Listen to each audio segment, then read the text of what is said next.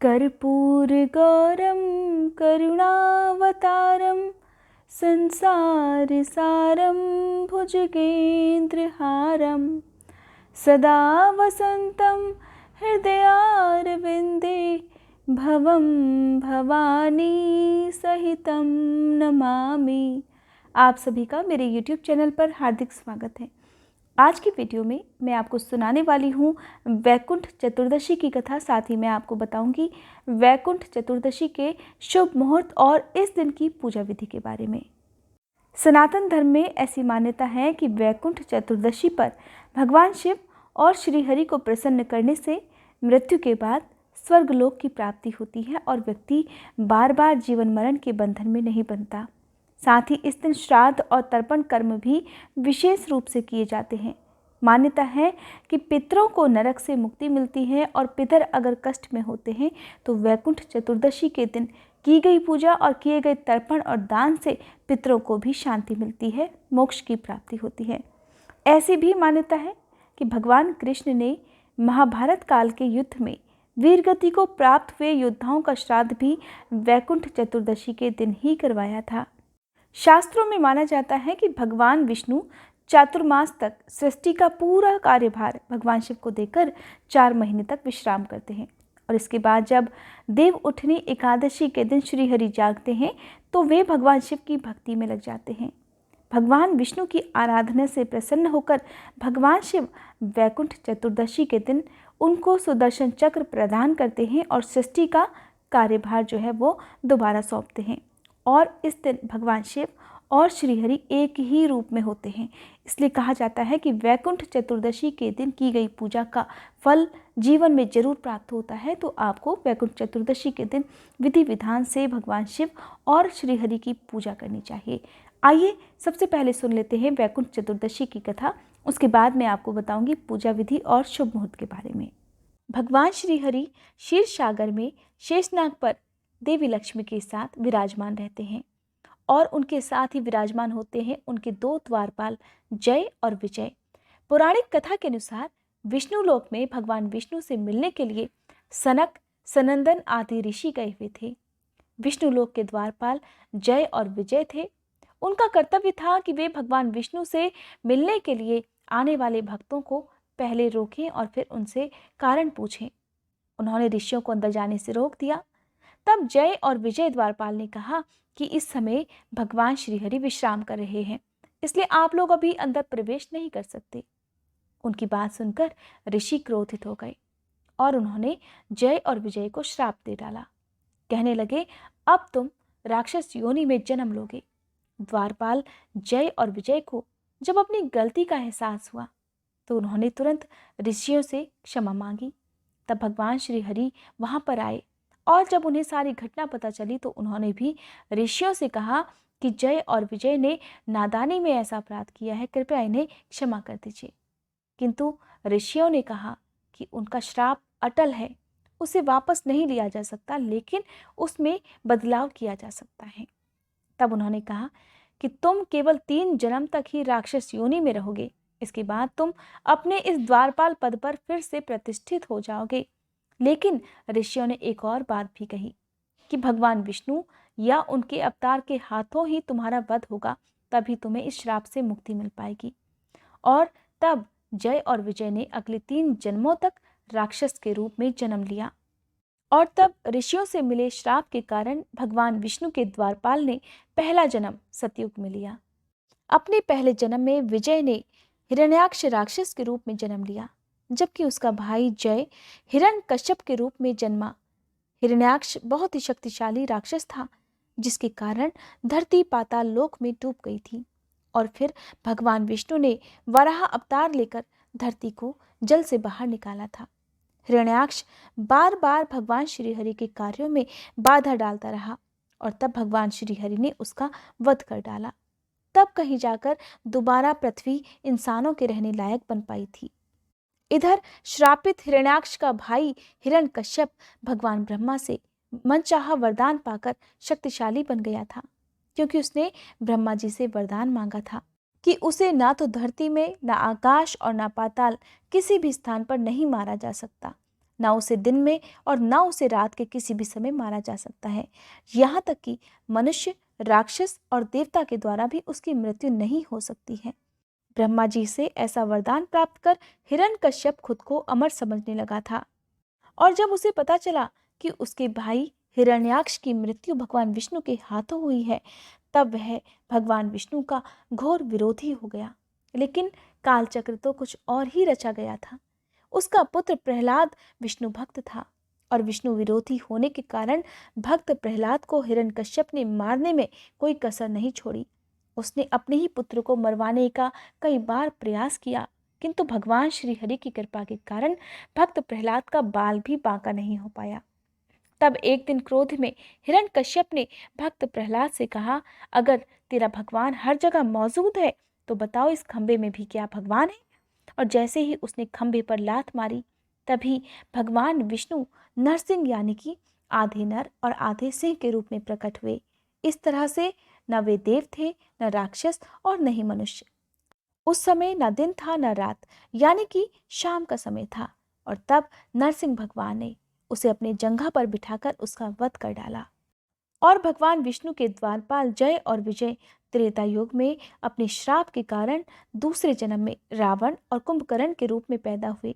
और ये बात सबको पता है कि भगवान श्री राम, जो कि विष्णु भगवान के ही अवतार हैं, उन्हीं के हाथों रावण और कुंभकर्ण का वध हुआ था। विष्णु विरोधी होने के कारण अपने तीसरे जन्म में द्वापर युग में राक्षस के रूप में उन्होंने जन्म लिया। दंत वक्त्र, ऐसी मान्यता है कि यही कंस है जो जय के रूप में जन्मा था, और द्वारपाल विजय ने अत्याचारी शिशुपाल के रूप में जन्म लिया था, और दोनों का ही वध भगवान विष्णु के अवतार भगवान कृष्ण के हाथों हुआ था। आइए अब सुनते हैं वैकुंठ चतुर्दशी की पौराणिक कथा। वैकुंठ चतुर्दशी की पुराणों में मुख्य रूप से 3 कथाएं मिलती हैं, जिनके बारे में ऐसा कहा जाता है कि वैकुंठ चतुर्दशी के दिन इन कथाओं को पढ़ने से या सुनने से 14,000 पाप कर्मों का दोष मिट जाता है। वैकुंठ चतुर्दशी की पहली कथा के अनुसार एक समय की बात है, देवर्षि नारद पृथ्वीलोक से घूमकर वैकुंठ धाम पहुंचे। वहां श्री हरि उन्हें आदर पूर्वक बिठाते हैं और प्रसन्न होकर उनके आने का कारण पूछते हैं। तब देवर्षि नारद ने कहा, हे प्रभु, आपने अपना नाम कृपा निधान रखा है, इससे आपके जो भी प्रिय भक्त हैं वही तर पाते हैं, किंतु जो सामान्य नर नारी हैं वो तो वंचित ही रह जाते हैं। इसलिए आप कृपया कर मुझे कोई ऐसा सरल मार्ग बताएं जिससे सामान्य भक्त भी आपकी भक्ति कर मुक्ति पा सकें। ये बात सुनकर भगवान श्री हरि कहने लगे, हे देवर्षि, मेरी बात सुनो। कार्तिक शुक्ल पक्ष की चतुर्दशी को जो नर नारी व्रत का पालन करेंगे और श्रद्धा भक्ति से मेरी पूजा अर्चना करेंगे, उनके लिए स्वर्ग के द्वार साक्षात खुल जाएंगे। इसके बाद भगवान श्री हरि जय विजय को बुलाते हैं और उन्हें कार्तिक चतुर्दशी को स्वर्ग के द्वार खुला रखने का आदेश देते हैं। भगवान श्री हरि कहते हैं कि इस दिन जो भी भक्त मेरा थोड़ा सा भी नाम लेकर पूजन करेगा, वह वैकुंठ धाम को प्राप्त करेगा। वैकुंठ चतुर्दशी की दूसरी कथा के अनुसार एक बार भगवान श्री हरि देवाधिदेव महादेव का पूजन करने के लिए काशी आए। वहां मणिकर्णिका घाट पर स्नान करके उन्होंने 1000 स्वर्ण कमल पुष्पों से भगवान विश्वनाथ के पूजन का संकल्प लिया। अभिषेक के बाद जब वे पूजन करने लगे, तब महादेव ने उनकी भक्ति की परीक्षा के उद्देश्य से एक कमल पुष्प कम कर दिया। भगवान श्री हरि को पूजन की पूर्ति के लिए क्योंकि 1000 कमल पुष्प चढ़ाने थे और एक पुष्प की कमी को देखकर उन्होंने सोचा, मेरी आंखें भी तो कमल के ही समान हैं और मुझे कमल नयन और पुंडरीकाक्ष कहा जाता है। मन में ऐसा विचार कर भगवान श्री हरि अपनी कमल समान आंख चढ़ाने के लिए तैयार हुए। भगवान श्री हरि की इस अपार भक्ति से प्रसन्न होकर देवाधिदेव महादेव प्रकट होकर कहने लगे, हे श्री हरि, तुम्हारे समान संसार में दूसरा कोई मेरा भक्त नहीं है। आज की यह कार्तिक शुक्ल चतुर्दशी अब से वैकुंठ चतुर्दशी कहलाएगी और इस दिन व्रत पूर्वक जो पहले आपका पूजन करेगा उसे वैकुंठ लोक की प्राप्ति होगी। भगवान शिव ने इसी वैकुंठ चतुर्दशी को करोड़ों सूर्यों की कांति के समान सुदर्शन चक्र विष्णु जी को प्रदान किया था। भगवान शिव और भगवान श्री हरि कहते हैं कि इस दिन स्वर्ग के द्वार खुले रहेंगे, मृत्युलोक में रहने वाला कोई भी व्यक्ति इस व्रत को अगर धारण करता है तो वह अपना स्थान वैकुंठ धाम में सुनिश्चित कर लेगा। वैकुंठ चतुर्दशी की तीसरी कथा के अनुसार धनेश्वर नाम का एक ब्राह्मण था जो बहुत बुरे काम करता था। उसके ऊपर इस प्रकार कई पाप लगे थे। एक दिन वह गोदावरी नदी में स्नान करने के लिए गया और जब वो स्नान करने के लिए गया तब उस दिन वैकुंठ चतुर्दशी थी। कई भक्तजन उस दिन पूजा अर्चना करने के लिए गोदावरी घाट पर आए थे। उस भीड़ में धनेश्वर भी उन सभी के साथ हो लिया। इस प्रकार उन श्रद्धालुओं के स्पर्श के कारण धनेश्वर को भी पुण्य प्राप्त हो गया और जब उसकी मृत्यु हो गई तब उसे यमदूत लेकर गए और नरक में भेज दिया। तब भगवान श्री हरि ने कहा, ये बहुत पापी है, परंतु इसने वैकुंठ चतुर्दशी के दिन गोदावरी में स्नान किया और श्रद्धालुओं के पुण्य के कारण इसके सभी पाप नष्ट हो गए हैं। इसलिए अब इसके लिए नरक के द्वार नहीं बल्कि स्वर्ग के द्वार खुलेंगे और इस प्रकार धनेश्वर को वैकुंठ धाम की प्राप्ति हो गई। आइए जानते हैं साल 2021 में पड़ने वाली वैकुंठ चतुर्दशी के बारे में। वैकुंठ चतुर्दशी की शुभ तिथि, शुभ मुहूर्त क्या रहेगा, इसका क्या महत्व है, पूजा कैसे आप कर सकते हैं और आज के दिन जो कथा सुनी जाती है वो भी मैं आपको सुनाऊंगी। साल 2021 में 17 नवंबर दिन बुधवार को वैकुंठ चतुर्दशी है और चतुर्दशी तिथि प्रारंभ हो रही है 17 नवंबर बुधवार की सुबह 9:51 से, जिसकी समाप्ति होगी 18 नवंबर गुरुवार की दोपहर ठीक 12 बजे। इसके बाद से पूर्णिमा तिथि प्रारंभ हो जाएगी और कार्तिक पूर्णिमा का हिंदू धर्म में बहुत महत्व है। इस दिन देव दिवाली के रूप में मनाया जाता है और कार्तिक पूर्णिमा के दिन जो जो काम किए जाते हैं या किस तरह से पूजा करनी चाहिए, क्योंकि कार्तिक मास का समापन पूर्णिमा के दिन हो जाता है। तो जिन भक्तों ने कार्तिक मास के व्रत किए हैं, नियमों का पालन किया है, उन्हें इस दिन क्या करना चाहिए इसके बारे में जानने के लिए आप मेरी अगली वीडियो का इंतजार जरूर कीजिएगा। जान लेते हैं वैकुंठ चतुर्दशी के सूर्योदय और सूर्यास्त के समय के बारे में। तो 17 नवंबर बुधवार को सूर्योदय का समय रहेगा सुबह 6:45 और सूर्यास्त का समय रहेगा शाम 5:37 पर। चंद्रोदय का समय रहेगा शाम 4:33 पर। ऐसी मान्यता है कि वैकुंठ चतुर्दशी के दिन भगवान श्री हरि विष्णु को 1000 कमलों से पूजा करने वाले व्यक्ति और उसके परिवारजनों को वैकुंठ लोक की प्राप्ति होती है। तो वहीं इस दिन श्राद्ध और तर्पण भी किया जाता है जिसका विशेष महत्व होता है। वैकुंठ चतुर्दशी के दिन पूजा का जो विशेष मुहूर्त रहता है, जिस दिन अगर आपकी कोई अभीष्ट इच्छा है तो उसकी पूर्ति के लिए आप रात के समय विशेष रूप से पूजा कर सकते हैं। इसे महानिशीत काल का समय माना जाता है। तो पूजा करने के लिए आप रात को 11:42 से देर रात 12:37 तक जो निशीत काल की पूजा है भगवान विष्णु और भगवान शिव को प्रसन्न करने के लिए, वो आप इस समय कर सकते हैं।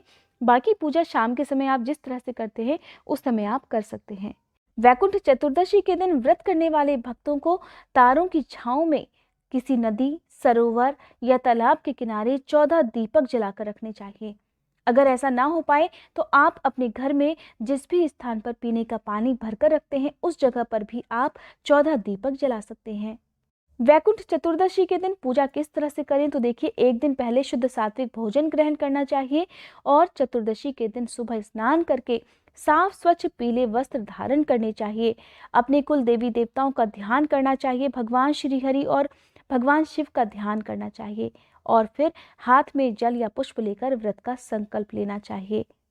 आज के दिन भगवान शिव और भगवान विष्णु की एक साथ पूजा करनी चाहिए। इसके साथ ही पूजा में सफ़ेद कमल, चंदन, केसर, गाय का दूध, चंदन का इत्र, दही, मिश्री और शहद से भगवान विष्णु का अभिषेक करना चाहिए।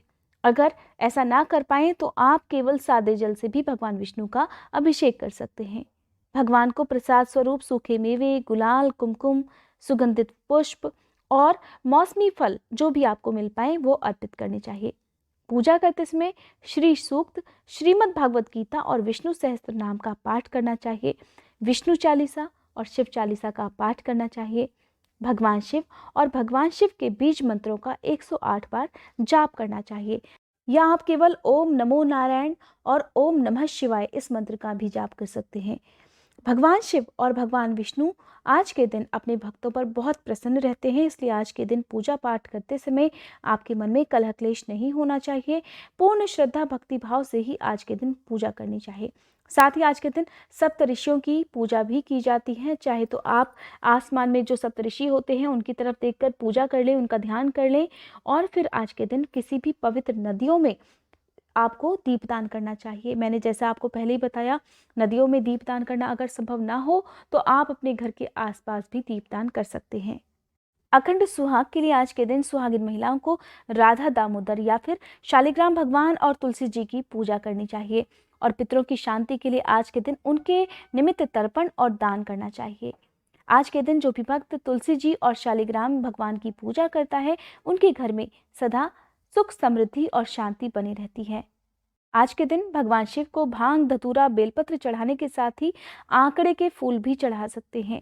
भगवान विष्णु को पीले रंग के फल फूल अर्पित करें, और साथ ही आज के दिन उन्हें पीले रंग की मिठाई का भोग भी आप लगा सकते हैं।